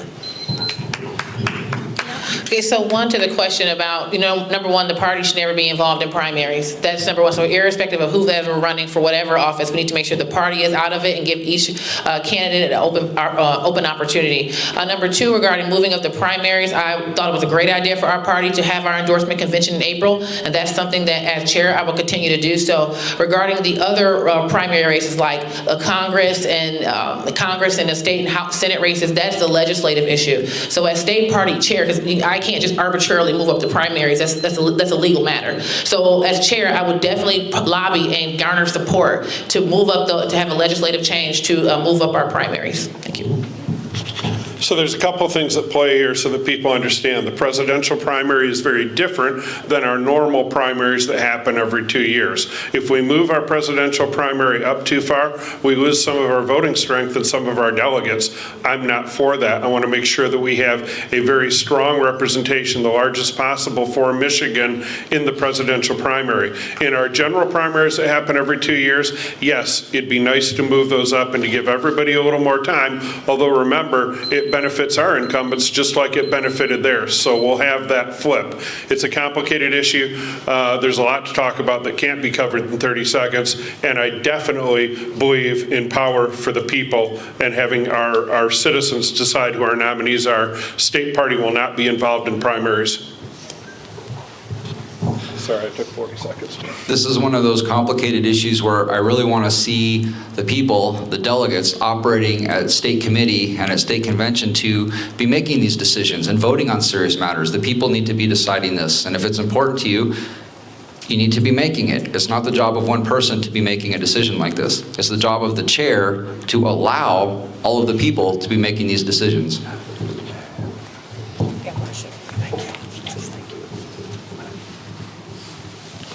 Hello. Are you hanging on to it? Okay. My question is, I have 6 kids, 11 through 27, all of them with patriotic blood, thank goodness. So but I get a lot of information from all these different ages. Have you guys thought about exactly, specifically, how to reach out to those generations? Because it is amazing, especially on the college campuses, there's a lot of stuff that's going on where you can't even say you're Republican, conservative, this and that, and so it's very, very hard to reach out. A lot of the kids are suppressed, they can't talk. Question 1. Sorry. 2 is... We have one question. Sorry, we just got to get through everybody. Thank you so much. Just go back in line. So with regard to youth, remember, I got my start as a college Republican. I was very good at building college Republican clubs and recruiting college Republicans and young Republicans. But I'm 55 now. I'm not going to pretend to know that I understand how to do this. What I will do is locate and identify youth leaders around the state and actually empower them. For years, the party has given lip service to getting young people involved. They haven't provided budget. They haven't provided guidance. They haven't provided opportunity to really do that. I've worked with a ton of the college Republican clubs around the state still in sponsoring them. We're going to put the youth in charge and follow their plan because they know, not a 55-year-old. May I? Is that Oh, okay? sure. Yeah. Are we going in Yeah. order? I just am very passionate. I was our party's nominee for U of M Region. Reaching the college students is imperative. I was so honored to be our party's nominee, and I actually think we won that seat that night for conservatives. What you're talking about is how do we reach? And actually what we do is by virtue of money raised, that's how we reach the youth. I'm 41, I'm a millennial, I'm still old, I'm not a kid anymore. But the way that we reach the college students is by virtue of the right spending on digital programming. Thank you. Sorry to jump out, I just got real excited about U of M there for a second. Tell them you're sorry. Kids, stand up. You know anything about kids? Those are my kids. So I know you have 6, but well, there's only one boy, so that's a problem. We have to fix that. Yes. To answer the question, here's what we did for our kids. I go in their schools, we go in their schools, and not let them be censored. We were just at U of M with Candace Owens, and we had about 500 college students that attended, and their number one concern is I'm concerned about my grade point because a professor is going to chastise me. Yeah. And so that's what MIGOP needs to do, is a big brother, big sister program, and go in there and be their protectors. So.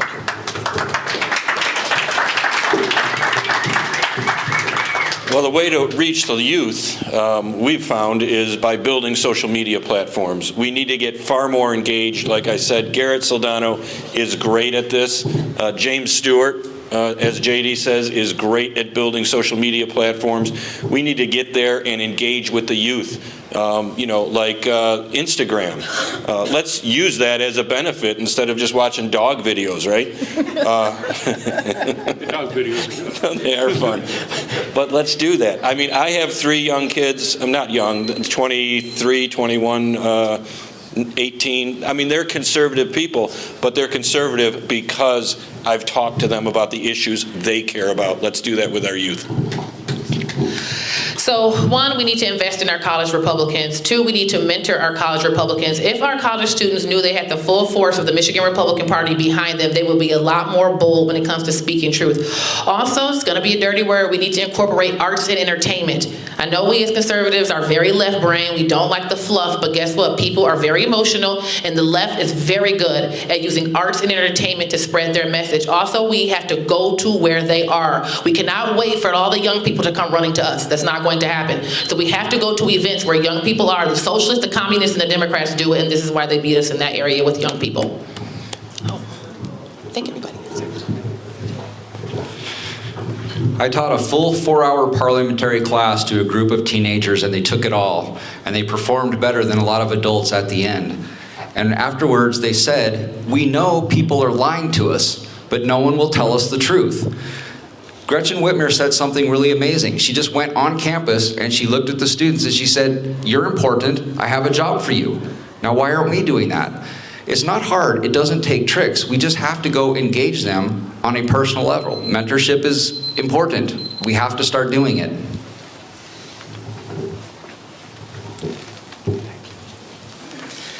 I want to find out from you folks how you're going to avoid the trap that every other chairman of the party has fallen into since the late 60s that I'm aware of, where you talk a good game, but you get in there and all of a sudden you have an entourage that becomes your key advisors, and it becomes a bunker mentality.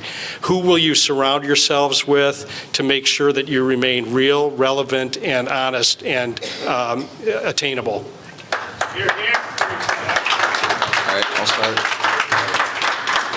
Your inner circle is very important.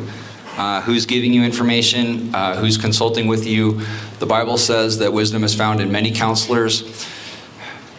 And it just comes down to transparency. We have had a very closed system for a long time. Our founding fathers gave us an open system, open debate. If you study parliamentary system, the debating is supposed to happen in the open. Arguments are supposed to happen in the open. Thoughts are supposed to be expressed in the open. One of the reasons we have divisiveness is people are going to privacy. What needs to happen is people need to gather together at their party meetings and discuss things in the open. The chair works for the delegates. The delegates need to have that direct input. They need to be the advisor. We need to know what's going on the grassroots level. And as an example of why the delegates will be more involved than they ever have been before, if you elect me as chair, you only need to look at the fact that I didn't pick a co-chair. I left that up to the state committee per rule, and the delegates that elect them on Friday night will have input. I want the delegates driving the bus. I understand that all those voices together are going to know a whole lot more than any one individual, including myself. Well, one of the first things is that as a Christian, I know when I die, I have to stand before God and give an account for my life. So I live with that reality all the time, that I will be judged at the end of my life. Point two, I've proven that I will not cave, because after I became the Republican nominees for Secretary of State, I did not budge. I did not move from any of the principles and the things I stood for before the primary. The third point is you need to surround yourself with people who will hold you accountable. You do not need a bunch of yes men who will stroke your ego. You have to be surrounded by people who will tell you when you are wrong. And also by ensuring that we have a transparent party, amending the bylaws, that way state committee has more transparency to see what's going on, that way they can therefore report back to the delegates what's happening, that way we can have accountability. And there's a lot more that needs to be done for that reason. Restate the question. Lena asked if you could restate the question. How are you going to not surround yourself with an entourage and go into the bunker like we've seen for 60 years? Yeah, or disappear entirely in California. Let's not do that either. But I'm going to surround myself with the delegates. Like I said, I've done over 500 events. That's a lot. I put over 75,000 miles on my car. I love going to those meetings and actually meeting with the delegates and learning what's important to you guys so we can implement your changes. I'm going to be in your counties more often than you want me there. You're going to be saying, why is this guy back in our county? He's asking for data. He's asking for information. He's asking for our ideas. That's what we're going to do, surround ourselves with delegates. Sorry. Whoops. Jump rope time. 7 years old, we're having a pillow fight in our living room. We stopped. Dad said, son, I think you're ready to receive Jesus Christ as your Savior. That's the day I knew. And when I answer for every vote, how we spend our money, how I raise my kids, and when I kneel before Christ, that is my testament. And that's what I bring to the MIGOP. And what I bring to the delegates is a servant's attitude. Just like Christ did. Wash your feet, listen, and be Christ-like. And so that's plain and simple. When I kneel before Christ, I'm going to answer for everything that I did or didn't do or had an opportunity to do or not. And that's why this is a calling to me here on this run. It's because God's the most important thing to me. So. First of all, I hope Dan Devine will be my supervisor one day at Bloomfield Township. Let my 30 seconds start now. I'm a hiring expert. I'm a firing expert. You don't take a company from 100 million to 200 million, from one state to 6. You don't do what I did by virtue of not having certain fiefdoms or certain crews with you. You bring people with you by virtue of who's good, and then you get rid of who's not. It's capitalism. And you know what I love about it? Our party likes capitalism. But I am open for hiring new talent nationwide. Thank you. Candidates, we appreciate your stamina. We're down to the home stretch. We're going to take 3 more questions, if that's all right with you. Hi, Hi, my name is Braden Jacobazzi. I'm with Election Integrity Force. We've been around for 3 years. We're the preeminent organization promoting election integrity, gathering data around the state for the last 3 years. We recently completed a statewide historic audit of a recount of Michigan, and we found that 70% of one of the proposals that we recounted were either uncountable in the precincts or they couldn't be matched up to the numbers from the election. So my question is, we reached out to a lot of people to help out with this recount, and a lot of people that we thought were going to help us out were nowhere to be found. We've heard a lot of people say they raised a lot of money. What did you guys do to help with this recount, and what would you do in the future to help with further election integrity efforts? Well, I've done a ton of work in the election integrity area across the state, gathering data. We put a lot of data together across the country. Our efforts helped start the Arizona audit. We know our elections are corrupted. We know how the Democrats steal the elections. We know how they do it through the absentee ballot program. And in order to beat the Democrats, we better put a program together that actually wins. We are not going to win this battle in court. We're going to win it through the grassroots, boots on the ground. So, regarding the recount, we had different backs and forth. We were trying to, involved in various things, trying to figure out some details. But, as far as what I did personally, just promoting it and talking to people and sharing the information. So I was not directly involved with the efforts, if you will. What I would say to the second part of your question, can you answer it again? Ask it again. Regarding what did we do for the recount, and then what was the second part? And what would you do going forward that we could trust to know that you would do it? Well, what I would do going forward is just staying involved and staying engaged and make sure you have the competent people around you who are actually involved in those election integrity efforts. That's the thing that you do. If you're surrounded by the individuals who are actually involved in that effort, then you are prepared to make the best decision moving forward. So to answer your question. Been involved in recounts since the 1990s at the local level in Kent County. I was the #2 guy in charge of the Ingham County recount in 2016 when we were making sure everything was counted properly for President Trump.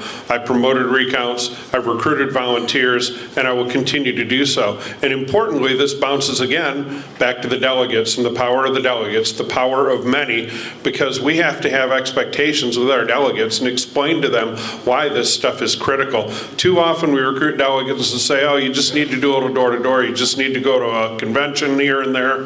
No. We're going to actually educate and explain the delegates what needs to be done and why it is so absolutely critical, including being available for recounts. I wasn't involved in the last recount, but I've worked with EIF for 18 months full-time. I provided technical research to you specifically.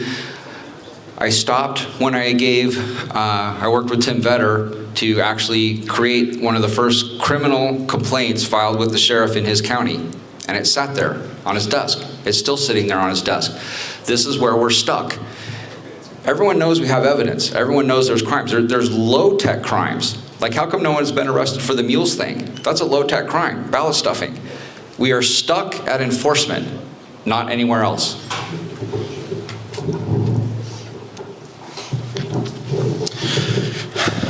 Before my eyes were open, before I met Sandy, this is what we did in Tuscola County. We knew that the qualified voter roll was the only way to keep our clerks accountable and to vet what clerks, if we had good ones and bad ones. We found that we had 2 bad ones, so then we got rid of them. That's how we did. Then I met Sandy, and God bless her that she's going to take this role on, because it's a huge role, and that's a full-time job. And she tells me about it all the time in the truck, and it's very interesting. But I said, Sandy, this is going to be your problem, and I love you. So, and I also did speak at the Board of Canvassers against Proposal 3 and warn them of the morality and the consequences of letting this pass on them. So that means tea for 10 minutes. Would you restate the question, please? We just completed a recount, and what have the chairs and co-chairs done to promote election integrity in 2022 and going forward? Absolutely. So I can tell you specifically what happens as far as ballot disintegrity on November 8th. My team told me to go to bed. I was our nominee for U of M Regent. Looks like we had won. Go to bed, be fresh. You have interviews in the morning. There's work to be done. I get a call at 1 p.m. the next day. Shoot.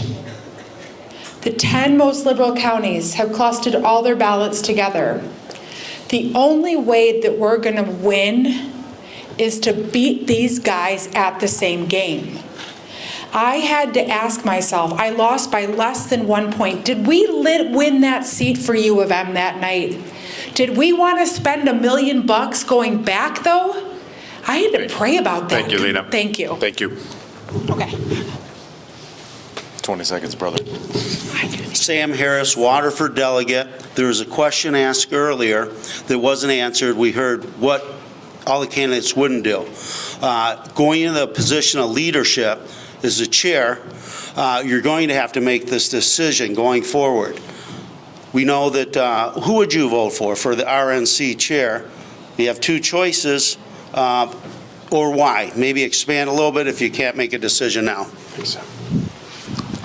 It's a very easy, simple question and very answer. This is something just like the legislators, the Speaker of the House and the Senate Majority Leader. It should be at convention, and the delegates get to choose. These three people represent us. They should have asked us our vote, and then we present it to them. It's not the chair's job just to say, this is who we're going with. No, we bring it to the delegates, just like at every convention, tell them who do we want for Speaker of the House, who do we want for Senate Majority Leader, and who do we want for the RNC leader. We make a decision, and as a family, we're united, and we stand together and say, this is our person. So. Here. Sam, are you asking who I would vote for if I had a vote? We know who everyone's not voting for, but are we leaning towards one of the other two candidates, and or why? I would vote for Mike Lindell because I have a personal relationship with him. I know his integrity. I know how much he cares about the election integrity issue which I'm extremely passionate about, and I know his moral character. So I've sat down, I met with him. I have a personal relationship, so it's easy for me to make that decision. I'd vote for Mike. There's the two candidates. One, Mike Lindell with his election integrity fight. So that's primary number one. It's a matter of national survival. Harmeet seems to have some real common sense solutions as far as how we grow our party, which is a really big concern of mine because our party is dying off. So I haven't made a decision. I can't say because I haven't looked into each of their plans deeply enough to say I'm going to pick this person. So that's why I don't have an answer because I haven't researched each of their plans deeply enough. It seems like Harmeet may be more well-rounded in the issues that she focuses on, but again, I haven't looked at it deeply enough to decide which person actually is the best between the two. I'm in a hybrid, Billy's answer and Kristina's answer. If I'm the next chairman, the delegates will be involved. They'll have a large say in how my votes go on those critical matters. And as Kristina said, I have not researched the candidates in enough detail, their platforms, et cetera, to tell you how I'd vote because I don't have a vote, and I've been solely focused on reaching you, the delegates, with my plan for the Michigan Republican Party over the next 2 years. So I'm not prepared to endorse or tell you who I'd vote for. I don't know. Very fair. I'm also in agreement with what Billy said. It's one of the basis of why I'm running for chair, to make sure that happens. Personally, I have not spent enough time researching the candidates to say I can go either way. If I become chair, that would be something that I need to do. But I can't honestly answer you right now. Sure.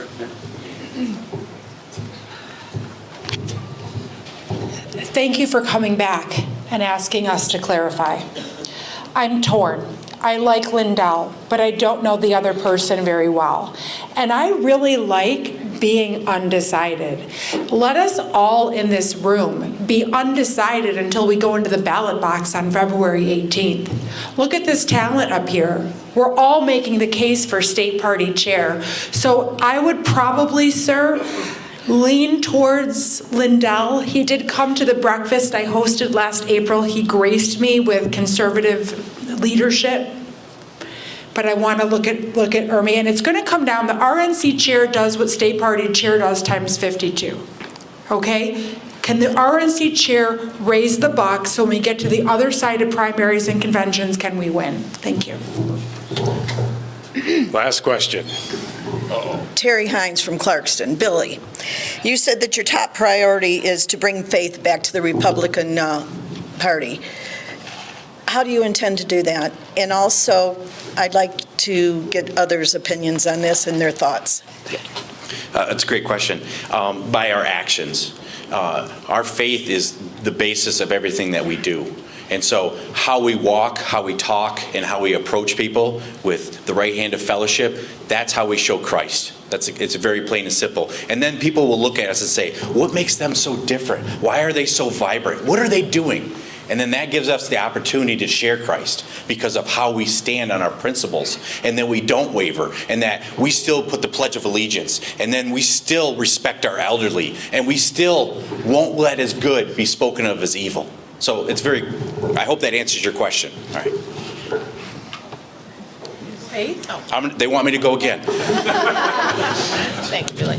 So, I think about in the scripture when it says that James, that faith without works is dead. So whether or not you are really following Christ is evident in your actions. So it will be evident in how I behave. As I said before, I generally mean that. There's one of my absolute favorite paintings by Rembrandt Peale, The Court of Death, at the DIA. And that painting changed my life. I will never forget sitting before that painting and seeing the image of death and all the various ways we die surrounding death, and how the person who lived the virtuous life was not afraid to die. And that's how I live my life. But also in how we act. If we as a party act with those Judeo-Christian principles that are foundational to our country, then that will show that we are actually being the way God wants us to be, and that will bring credibility to the party. It's actions and deeds. It's setting an example. It's remembering how I was raised in a Christian household, remembering being a Sunday school attendee, and then going full circle and being a Sunday school instructor. It is things like, if those of you who follow me on Twitter, you get to start your day every day with a Bible verse, because that's the first thing I do in the morning is I take a look at Scripture and I send out the Bible verse of the day. So hopefully it spreads the Word of God and more people can see that and utilize it as an example and live by it, so that our deeds please Him and His goals. Scripture tells us that God looks at what the leader does. Now here's something that you might not like. The Republican Party is not a Christian club. And there's lots of people that need to be in our party as American citizens. As leader, I'll stick with what the Bible says. Zechariah 8:16 says, "Here is what you must do. Let every man speak truth to his neighbor." And we haven't been doing that. If you want to fix the party, if you want to help others people to be moral, this is what we must do. Every man must speak truth to his neighbor. Thank you. I'm raising my daughter Emma as a Messianic Jewish believer in Christ. I'm a woman of great spiritual courage that took 20 years to walk to the Lord. You can call me a completed Jew, a Messianic Jew. I'm very mainstream. But what I bring forward is the Jewish and the Christian reality that we can all work together, and our best days as a nation lie ahead. The Judeo-Christian values are the Republican platform. Thank you. I wish I had more time. I love you all. Thank you. Well, I agree. I think it's actions and deeds and treating people with a lot of respect, and treating staff with respect, volunteers with respect, and let's continue to do that. I think faith is important to everyone up here. It's important to me, and we just got to lead by example.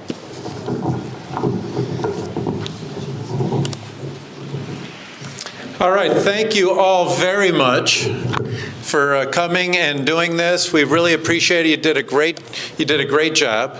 Hey, Josh, thanks for handling that. I thought you were going to do some takedowns there. I'm a little disappointed. We